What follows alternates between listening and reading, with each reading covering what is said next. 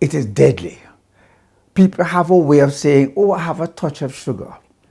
And I try to explain, it's not a touch, it's a big lick.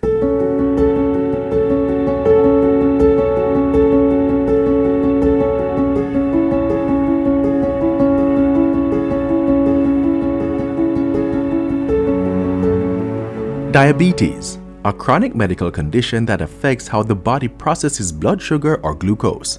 Glucose is an essential source of energy for the body's cells, but to use it properly, the body needs insulin, a hormone produced by the pancreas. Diabetes occurs when the body either doesn't produce enough insulin or can't use it effectively, leading to high blood sugar levels. It doesn't cause a lot of dramatic signs in the first instance, but then it, like a hammer, it just comes down on you. And at that point, organs begin to fail and the quality of life starts to fall. Generally, there are two types. What you call the type 1, which is where the body is not producing this hormone called insulin that really drives all the nutrition into the body cells. So if the body is not producing it, then everything accumulates and will give you the problems of diabetes. And you have to manage that by putting back that hormone insulin.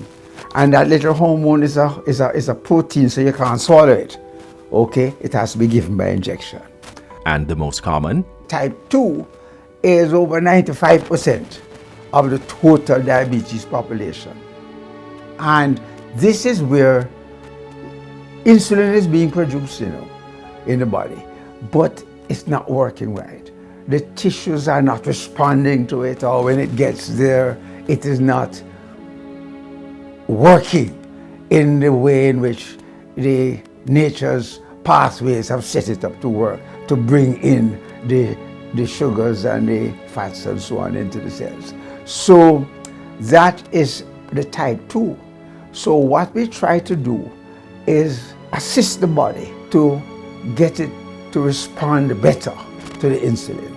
So quite often that assistance may be by way of oral medications, tablets and so on. But there is another type, some would say.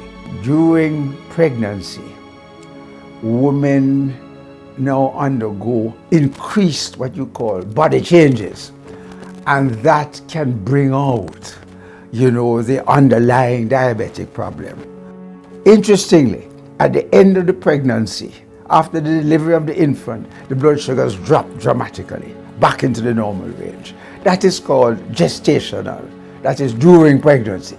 But even those mothers have to take care, because within a few years, they too may develop the condition, and their children born in such condition of gestation diabetes are at risk. So what can persons suffering from diabetes do to manage the condition? They need to eat less in terms of quantities and spreading it out.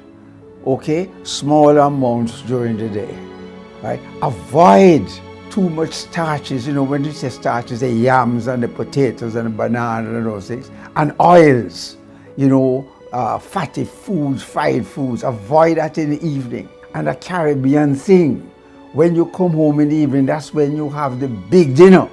Stop it. Have your big meal at lunchtime. When you come home in the evening, have something lighter, vegetable salad, that kind of thing. Because you don't want to go to bed soon, digesting starch, because your sugars are going. You're not up and about to work it off. So the sugars rise, settle in the blood vessels and cause trouble. So it is the kind of lifestyle that is key. A strategic diet must be accompanied by physical activity. When I say physical activity, it's deliberate because it's not necessarily exercise where you go to the gym and profile. As I tell them, you walk even around your bed. Just keep moving for about a half an hour, non-stop. Every day, I have to remind them you have diabetes on the weekends too, So don't tell me about you doing it Monday to Friday. And these should never be taken for granted. If left untreated, diabetes can lead to complications like heart disease, kidney damage, and other life-threatening conditions.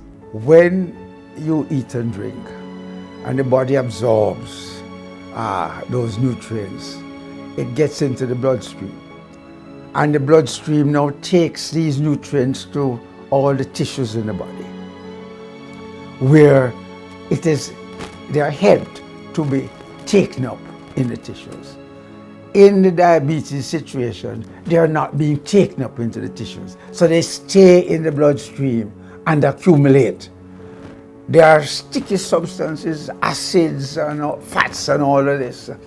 And they stick to themselves and stick to the walls of the blood vessels. So when the blood vessels get narrower and narrower due to the sticking, then you'll find the circulation through the organs reduces and problems begin. So the quicker you can act to try and reduce that accumulation, the better. Quite often you can't reverse it, but you can slow it down, which is what we're trying to do.